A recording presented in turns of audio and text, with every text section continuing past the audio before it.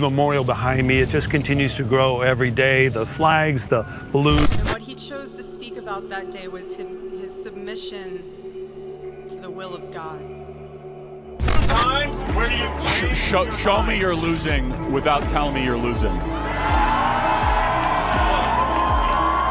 What happens when a movement loses its leader in front of thousands of people? For Turning Point USA, the answer is not silence, it's a comeback. After Charlie Kirk's shocking death, the question is, can his mission live on? And now, his widow Erica Kirk is stepping into the spotlight. The day everything changed. On September 10th, Utah Valley University was supposed to be the big restart of Charlie Kirk's famous campus tour. Thousands filled the venue. Students, supporters, and critics all came to hear the conservative activist who built his name on college debates. But instead of a fiery speech, the unthinkable happened. Kirk was shot and killed during the event. The moment sent shockwaves far beyond the campus. Supporters were stunned, opponents were shaken, and schools across the country suddenly questioned how safe campus events really are.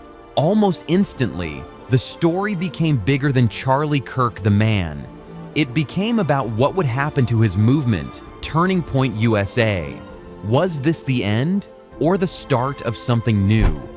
Erica Kirk steps forward. Just days later, the world saw a different face on stage. At a memorial in Arizona, Erica Kirk, Charlie's widow, stood tall before thousands of mourners. She didn't just grieve, she declared her mission. "Charlie and I were united in purpose," she said. "His passion was my passion, and now his mission is my mission." That single line changed the course of Turning Point's future. Erica, who had mostly stayed out of the spotlight, was now at the center of it, and she wasn't alone. Former President Donald Trump stood by her side at the memorial, calling her strong, capable, and ready to lead. It became clear that Turning Point USA was not shutting down or fading into memory. Instead, it was preparing for something even bigger, a relaunch of the campus tour, louder, more determined, and now with tighter security than ever before. This was not just about honoring Charlie's memory, but about proving that the mission he started would live on through Erica and the movement he built. The American Comeback Tour, Turning Point USA, wasted no time. The group announced that Charlie Kirk's tour would continue, but this time as a tribute and as a battle cry. The first stop? The University of Minnesota. Thousands filled Northrop Auditorium. Metal detectors, barriers, and heavy security lined the entrance. Conservative commentator Michael Knowles hosted the event. He told the crowd that the best way to honor Charlie was to stay firm in faith and keep speaking boldly. Students described Kirk as fearless, sometimes blunt, but always unshaken. Even protesters, who gathered outside in the hundreds, admitted that no one should lose their life for their views. From there, the tour was set to hit Virginia, North Dakota, Utah, and even the famously liberal University of California, Berkeley. Governors like Glenn Youngkin of Virginia, Jeff Landry of Louisiana, and Spencer Cox of Utah signed on to speak. Senator Mike Lee of Utah also joined the lineup.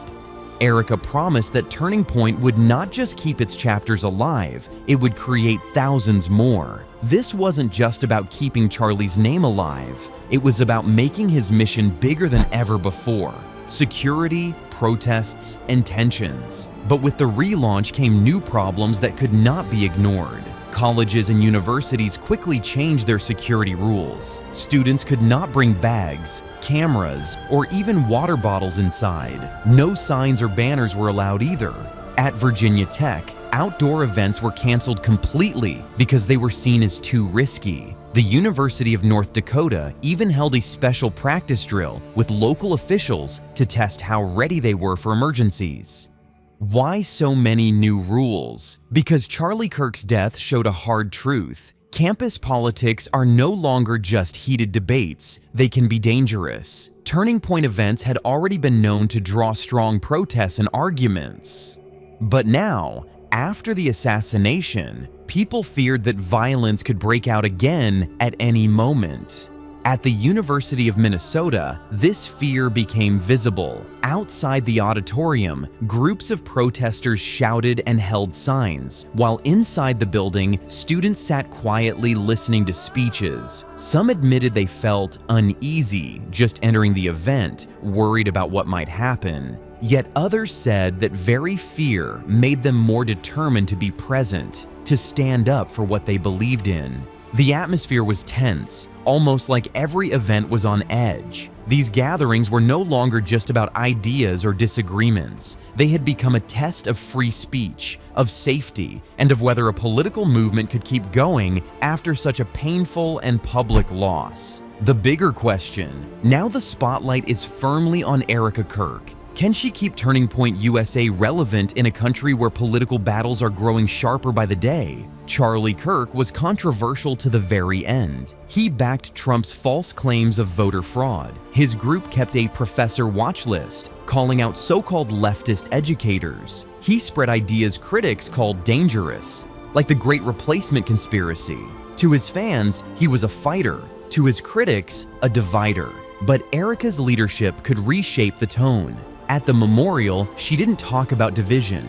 She talked about growth, about faith, about carrying Charlie's mission forward with strength. She sees the movement not just as political, but personal.